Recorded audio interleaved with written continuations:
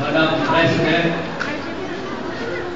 in behalf of the Dean of College of Criminology, I have the honor to present to you these students who have successfully completed the minimum requirements for the degree of Bachelor of Science in Criminology.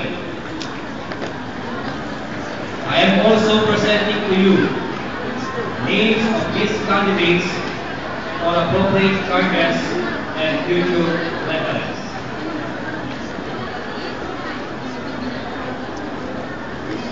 By virtue of the authority vested in me by the Commission on Higher Education of the Republic of the Philippines and the Board of Trustees of the University of Manila, and upon recommendation of the Faculty of the College of Criminology, I hereby declare you graduates of the courses for which you have been recommended, with all the rights and privileges thereunto appertaining.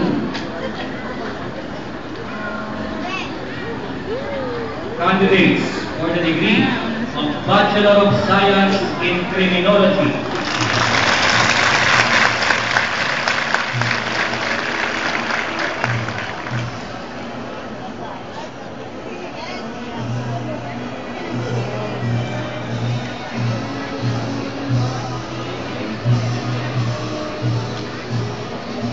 Abigay Alan H.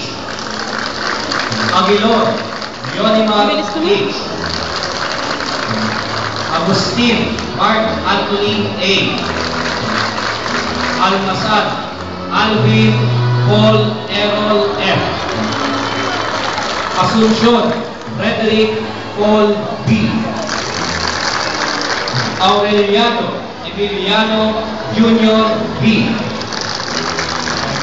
Balingasa Gerald M.